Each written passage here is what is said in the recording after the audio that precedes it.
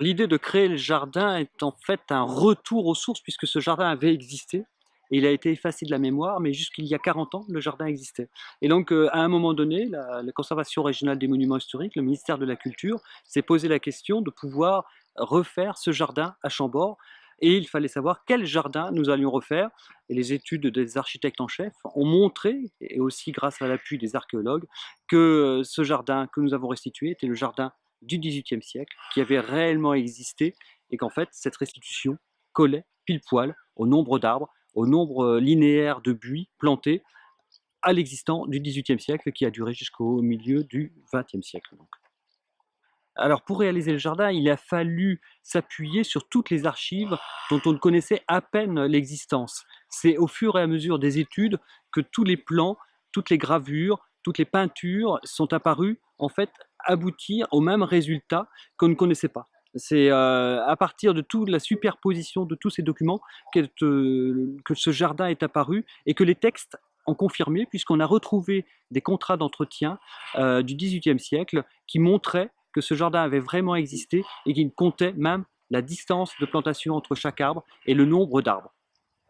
Il y a une grande diversité d'arbres, d'arbustes et de plantes vivaces qui ont été plantés. Les arbres, au XVIIIe siècle, il n'y avait qu'une seule variété. Il a fallu malheureusement trouver une solution pour remplacer ces arbres puisqu'il s'agissait des marronniers et les marronniers sont aujourd'hui malades et donc le paysagiste qui assistait l'architecte ont proposé de planter des tilleuls des bois pour les mailles et pour le quinconce, nous avons planté des merisiers à fleurs doubles pour créer un événement tant au printemps avec les pétales et à l'automne avec les feuillages dorés. Pour les arbustes, le plan et les descriptions du XVIIIe siècle parlaient des taupières en if, c'est ce que nous avons respecté, et parlaient d'arbustes à fleurs sans autre précision. Et donc le parti pris ici, ça a été de planter 3 variétés de osmantes, euh, pommier à fleurs et lilas. Et donc, il y a alternance entre les taupières en if de ces arbustes à fleurs et au milieu de tout ça, des plantes vivaces, puisque la description du XVIIIe siècle nous disait qu'il y avait des plantes à fleurs, sans autre précision, et nous avons retenu le choix de planter des plantes vivaces, puisque dans le cadre d'une politique de développement durable que nous menons à Chambord, eh bien, il apparaît plus sage de planter des plantes vivaces qui sont plus durables dans le temps et qui nécessitent moins d'entretien et moins de crédit de fonctionnement pour renouveler ces plantations tous les 6 mois. La confection de ces jardins, la restitution de ces jardins a été menée sur un temps record de près de 3 mois et demi, 3 mois et demi où c'est vraiment les dates précises du chantier, avec avant un chantier de fouilles archéologiques, là aussi de 3 mois.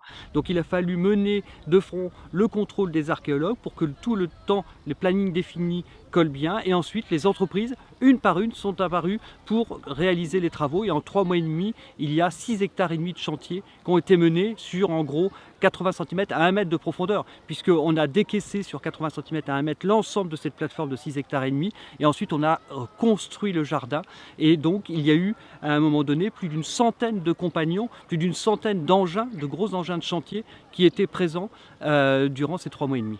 Ah, le meilleur point de vue pour découvrir les jardins, ça reste les terrasses. C'est une image. C'est une image que l'on a devant les terrasses.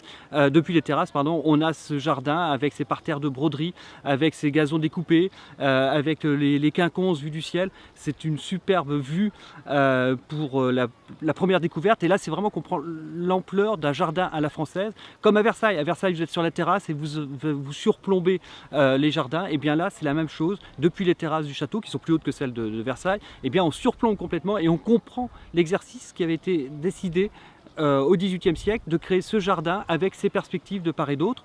C'est un projet qu'on va continuer d'ailleurs, les perspectives nord à partir de la fin de l'année.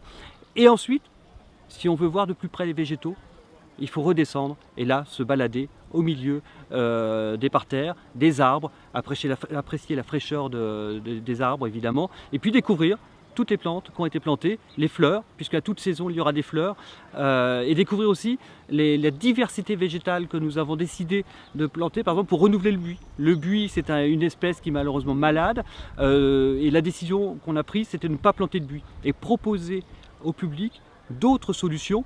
Et sur les deux parterres que nous avons, le parterre nord, le jardin nord qui est donc devant le château avec sa grande broderie, là c'est du fusain du Japon qui a été planté à petites feuilles, ce fusain du Japon. Donc on a l'impression que c'est du buis et c'est du fusain du Japon. Et puis sur le parterre est, une toute autre diversité puisque nous sommes partis sur du thym.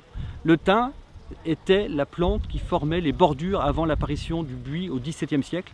Et donc on a voulu montrer qu'on pouvait peut-être retrouver ce thym et en profiter pour faire des bordures d'allées. Le guide de visite, ce sera plutôt une publication que nous sommes en train d'élaborer, basée sur le témoignage des intervenants. Basé sur les témoignages de l'archéologue, basé sur le témoignage de l'architecte, du paysagiste. Chaque intervenant s'exprimera dans ce livre et évidemment il y a des photos du chantier, il y a des photos aussi des clichés, des représentations du jardin ancien, des représentations maintenant du jardin au XXIe siècle, et il y aura évidemment le glossaire avec toute la diversité végétale qui est proposée. C'est parfait. Sur le décor, les couleurs, de quoi on allait parler, on a essayé vraiment d'axer les recherches.